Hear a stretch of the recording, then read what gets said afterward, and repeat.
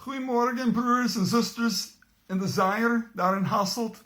Ik ben William Bode en ik ben zo blij dat ik kan met jullie iets van Gods woord delen.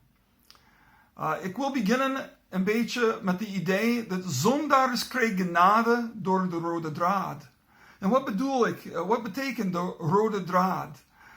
En zo, ik wil je laten weten dat ik was in de afgelopen week met Lisa de Bijbel lezen. En wij waren beginnen in ons dagelijks Bijbel lezen in Jozua.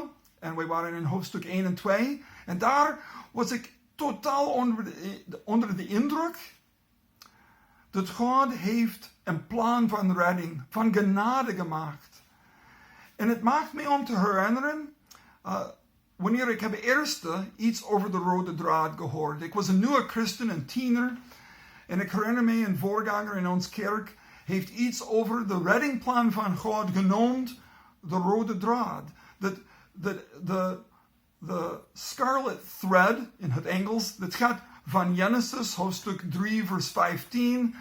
De hoop dat is gegeven aan Eva, dat door haar een redder zal komen. Helemaal door tot Jezus spreekt met de mensen, de twee aan de weg naar Emmaus. En hij zei dat alles in de Bijbel over hem gaat. En dat is eigenlijk de Rode Draad, is de reddingsplan van God, van Genesis tot Openbaring. En wij denken over de toekomst, de terugkomst, de wederkomst van de Heer Jezus. Dat elke keer dat wij avondmaal vieren, zeggen wij tegen elkaar met de wijn en de brood. Dat wij doen het en het is een herinnering tot Jezus terugkomt. Zo, wat is de verhaal van de Rode Draad? Het is de reddingsplan, maar het is meer dan gewoon een redder gestuurd. Het is eigenlijk de context waar dat informatie is gedeeld dat zo belangrijk is. En dat zullen wij in Jozua zien in een moment. Maar ik wil een beetje iets over het zeggen vanuit Genesis. Dat het is een heel grote pijn dat Adam en Eva hebben tegen God gedaan. Ze waren dood in de wereld gebracht. Ze luisterden naar Satan en dacht, zoals hij heeft de waarheid gezegd, tegenover wat God heeft gezegd. Het is een beetje zoals Adam en Eva waren, zoals Judas. En tegen Jezus ingegaan, daar in de tuin van Eden. En zo in het moment dat ze zijn veroordeeld, ze kregen hun vloek en ze moeten uit van Eden gaan en ze waren weggejaagd vanuit de tuin. In die moment waar het is uitgelegd, wat zal er met hen gebeuren? Hoe ziet uit de dood en wat pijn hebben zij in de wereld gebracht? In die moment heeft God ook gegeven dit woord van hoop in Genesis hoofdstuk 3 vers 15.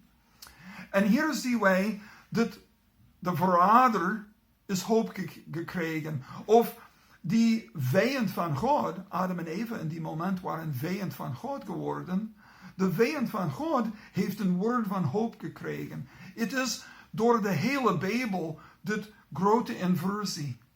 Dat een woord van leven is gesproken in dezelfde moment als zij hebben doodstraf gekregen. En dat is ongelooflijk. En dit is de verhaal eigenlijk van de Rode Draad. Dat de reddingsplan van God is een grote inversie. We zien het in dat de laatste zal de eerste worden. Dat de eersteboren, eigenlijk de tweedeboren vaak, is de gezegend.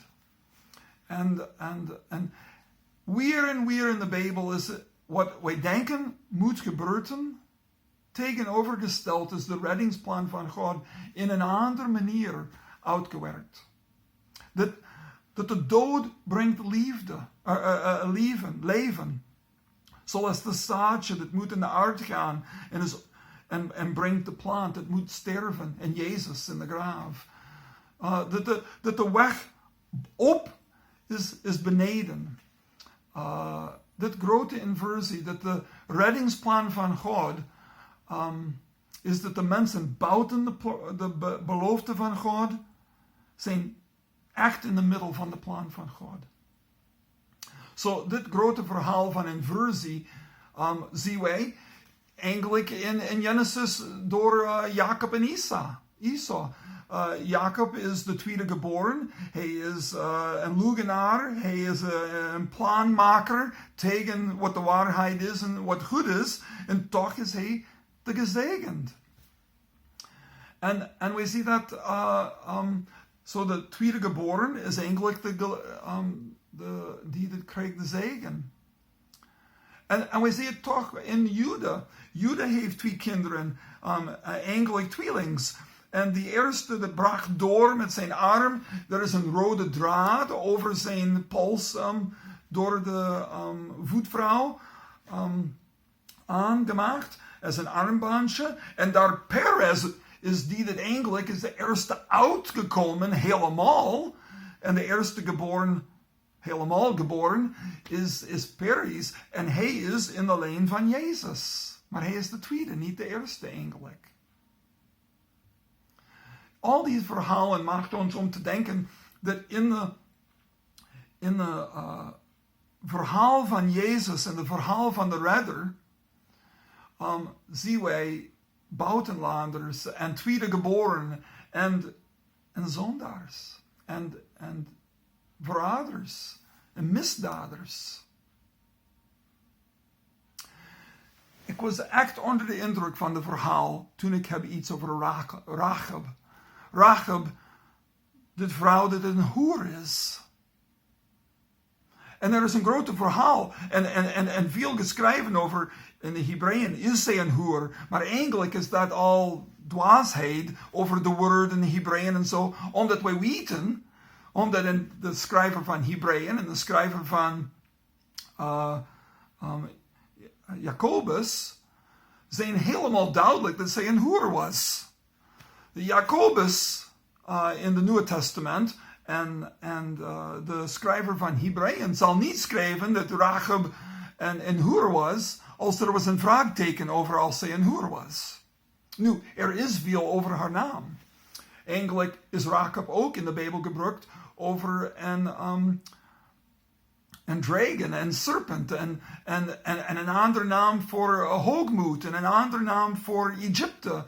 En zo dit vrouw, dat in Jericho woonde, dat wij zien in de 2e en 6e hoofdstuk van Jozua, de boek, is een vrouw dat heeft veel betekenissen.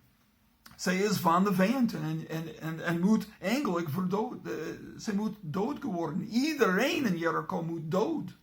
En daar is zij nog leven. In de eind van het verhaal. En zij is niet alleen een vijand, maar zij is een hoer. Het is duidelijk, zij is een hoer. En zij is een leugenaar. Ik herinner me toen ik heb dit verhaal eerst gehoord als een tiener. Als een kind eigenlijk, als een kind. Ik dacht, maar zij is een leugenaar. Hoe kan zij gered worden? Hoe is het dat zij is geëerd en gered als een leugenaar? Zij heeft de koning en de mensen daar van Jericho gezegd dat zij zijn weggegaan in een andere weg.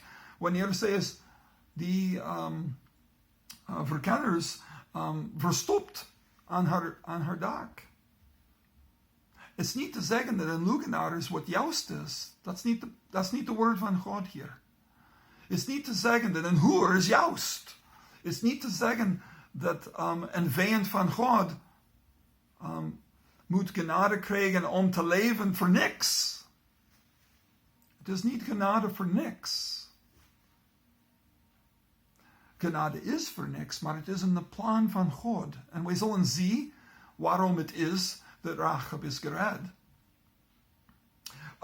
In jouw Bijbel, gaat met mij naar de instanties dat we lezen iets over Rachab. Jozua hoofdstuk 2, vers 1. En het zegt, daarna stuurde Jozua, de zoon van Nun, vanuit Sittim, in het geheim 2 mannen als verkenners uit en zei, ga op weg, bekijk een land in Jericho. Zij gingen en kwamen in het huis van een vrouw, een hoer, van wie de naam Rachab was, en zij sliepen daar. Toen werd tegen de koning van Jericho gezegd, zie, er zijn hier deze nacht mannen gekomen van de Israëlieten om het land te verkennen. Daarop stuurde de koning van Jericho boden naar Rachab en te zeggen, breng de mannen naar buiten die naar u toegekomen zijn en die uw huis zijn binnengegaan, want zij zijn gekomen om hun hele land te verkennen. Maar de vrouw had die beide mannen ontvangen en zij had hen verborgen. En ze zei, inderdaad zijn er mannen naar mij toegekomen, maar zij wist niet waar ze vandaan kwamen. En het gebeurde bij het sluiten van de poort, toen het donker was, dat die mannen naar buiten gingen. Ik weet niet waar die mannen heen gegaan zijn. Achtervolg hen snel, u zult hen zeker inhalen. Maar zij hadden hen op het dak laten klimmen en hen verborgen onder de vasttegelsels die haar op het dak uitgespreid waren.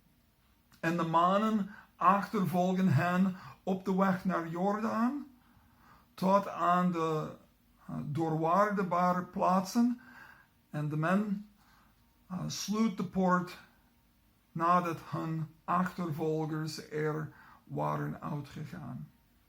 Maar voor zij zich te slapen gelegd hadden, klom zij naar hen toe op het dak en zei tegen die mannen, ik weet dat de Heer dit land gegeven heeft en dat de schrik voor u op ons gevallen is en dat al die inwoners van dit land weggesmolten zijn van angst voor u. Zo, dat is het begin van het verhaal. En wat zien wij hier? Wij zien dat dit vrouw heeft die spionen verstopt. Nu, de vraag is, wie moet gered worden? In het verhaal, maar ook in de Bijbel, wie moet gered worden? Wel, zeker, zondaars moet gered worden. En waarom? Omdat de toorn van God, die oordeel van God, die veroordeel van God, komt tegen de zonde. Het brengt dood. En God kan dat niet. Hij wil leven. Hij is leven en liefde. En de waarheid. En zondaars, ze geloven en logen van Satan. Ze doen wat God heeft hem verboden om te doen. Zij ingaan met de vijand, Satan, en ze gaat niet met God mee. En zo, mensen moeten gered worden, omdat zijn zonde is een ramp. Een ramp voor de wereld en een ramp voor hen. De mensen van de belofte moeten gered worden. Zij waren klein tegenover de landen rondom hen. Ze hadden geen militaire macht. Zij zijn weg van Egypte. En als wij lezen verder hier in Jozua hoofdstuk 2, zullen wij zien dat Rachab wist dat zij waren 40 jaar geleden vanuit Egypte gekomen, door de Rode Zee gewandeld. Maar de afgelopen keer, 40 jaar geleden, de spion binnen het land waren gegaan. Zij geloofden niet de woord van God. God heeft 2 keer gezegd dat hij zal de mensen redden. Hij heeft in Exodus, hoofdstuk 23, vers 27, in de eerste geval, en daarna in Deuteronomy. In Exodus is het de eerste keer voor de spion zijn binnengegaan. En in die geval heeft God de belofte gegeven, jouw vijanden zal smolten, zal schrik van je hebben. Zij zal horen de grote daden die ik heb gedaan en zij zal van je weglopen. En daarna weer heeft Mozes dit herhaald in Deuteronomy hoofdstuk 2 vers 25. Wanneer hij zegt weer, jouw vijand, ook als zij zijn van de Goliath-maat, zij zal weg van je gaan. Maar de mensen geloofden in God niet.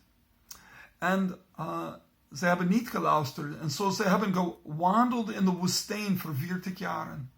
En voor dit verhaal van Rachab, ik moet zeggen dat de mensen van belofte, de kinderen van God, zij hebben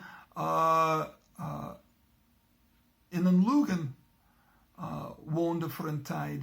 Zonder geloven dat God zal hen redden en in de beloofde land brengen. Ik vraag me af, als je bent een persoon van de belofte, als je bent opgegroeid in de kerk, als je hebt je hele leven de beloftes van God gehoord, maar je gelooft het niet. Je leven zoals de vijand van zonde, en de vijand van armoedigheid, en de vijand van een Belg zijn, en de vijand van in een donkere wereld, in de duisternis van zonde leven, en de vijand van de zonde in je eigen hart, en de vijand van een probleem in je familie, en de vijand van de coronavirus, en de vijand van onzekerheid in je werk. Dat God kan je niet van al die dingen redden. En zul je twijfelen en worstelen en je hebt veel problemen in je leven. En je gelooft in de vijand, in de leugen, en niet de belofte van God. De mensen van belofte, Israëlieten, zij moeten gered worden van de vijand van leugenaars. Het is een beetje een belachelijke situatie. Hier is een vrouw die een hoer is. Zij is een leugenaar. En toch gelooft zij God. Gelooft zij de woord van God. Het was 40 jaar geleden dat bijna al die verhalen dat zij herhaald is gebeurd. Ja, er is een deel met de Amalekijten waar Mozes en zo, dat is ook niet zo lang, misschien niet de 40 jaar geleden. En toch, het is een tijd geleden. En zij geloofde het. We weten het, omdat in Hebreeën, hoofdstuk 11, vers 31, het zegt, door het geloof is Rachab, de hoer, niet aangekomen met ongehoorzaamheid, de ongehoorzamen, omdat zij de verkenners met vrede had ontvangen. En Jacob heeft ook gezegd, en Rachab de hoer niet op dezelfde manier uit werken gerechtvaardigd, tonen zij de boden heeft ontvangen en langs een andere weg heeft het laten weggegaan. Dat is Jacobus hoofdstuk 2 vers 25 en Hebreeën hoofdstuk 11 vers 31. De mensen van belofte moeten gered worden. Maar de mensen buiten belofte moeten ook gered worden. Rachab is een hoer. Zij is een leugenaar. Zij is een vijand van de staat. Van de mensen van God. En zij is ook gered worden. Het is ongelooflijk. En de situatie. Iedereen moet sterven in Jericho. Iedereen. Al de dieren, al de mensen, iedereen. Behalve Rachab. Zij geloofde in God. Zij geloofde in de belofte, wat God heeft gezegd en zal doen. Kijk met mij naar de eind van het verhaal in hoofdstuk 6. Joshua hoofdstuk 6. En, eerst laat mij in hoofdstuk 2 vers 21... Hoofdstuk 2, vers 21, zien wij die Rode Draad, dat zo interessant is. Zij zei daarop, laat hen zijn zoals u gezegd hebt. Toen liet zij hen gaan en zij gingen weg. En zij bond het scarlet laken koord aan het venster. Zo, het was een teken. Dat scarlaken koord, dit rode draad. En dan, zij is haar familie, haar ouders en haar broers en haar familie en ook anderen gevraagd, kom naar mijn huis. En wanneer die Jericho-muren waren overgevallen, bleef haar huis aan de muren zoals een toren van redding. En niemand kwam binnen en haar is dood. Iedereen is dood in de stad, behalve die mensen bij haar. En zo wanneer de muren zijn ingevallen, en je moet aan het denken, dit is Gods oordeel tegen zonde. En Gods oordeel tegen zonde in Jericho, hij haat de zonde, hij haat al de... En hier is Rachab een teken van dat. Zij is een hoor. En een leugenaar. En toch, hij haat de zonde.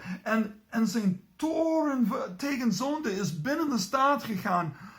Je ziet al die Israëlieten binnenliepen met de toorn van God, alles doden. Hier in Jozua hoofdstuk 6, vers 17.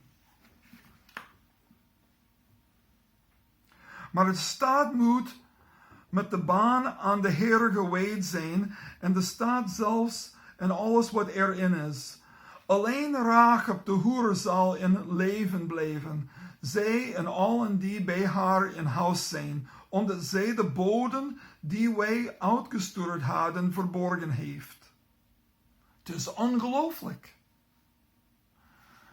En je ziet in vers 23. Toen gingen de jonge mannen, de verkenners, naar binnen en brachten Rachab naar buiten met haar vader, haar moeder, haar broers en alles wat van haar was. Ook brachten zij al haar familieleden naar buiten. En zij lieten hen buiten de kamp van Israël verblijven. De stad verbrandden zij met vuur, met alles wat daarin was. Alleen het zilver en goud en koper en ijzeren verworpen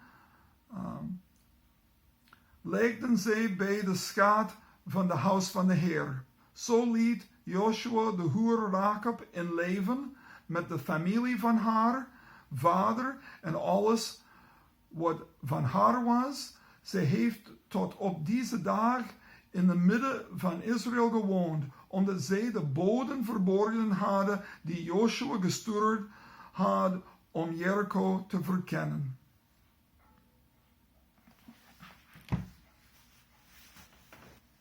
Een hoor, een zondaar, een vijand van God. Zij is laat om te leven. Zij heeft leven gekregen. Het is genade. Het is ongelooflijk genade. God is een God dat zondaars genade door de rode draad geeft.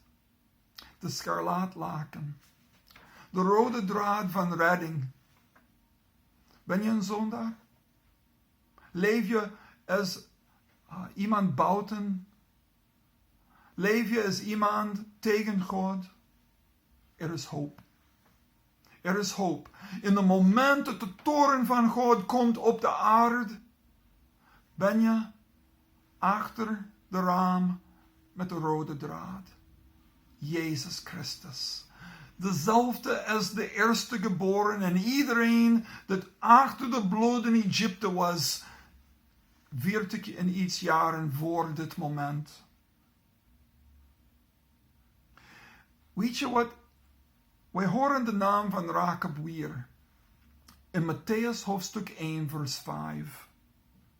In de lijst van de namen van de familie van Jezus horen wij Salmon, verwachte Boaz bij Rachab, Boaz verwachte Obed bij Ruth, Obed verwachte, en het gaat door de namen van al de familie van Jezus.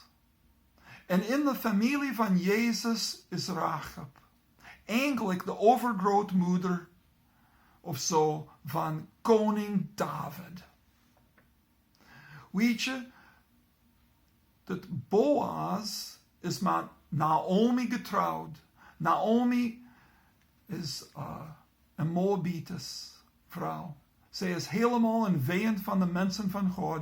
En toch is zij binnengebracht. Zo, Obed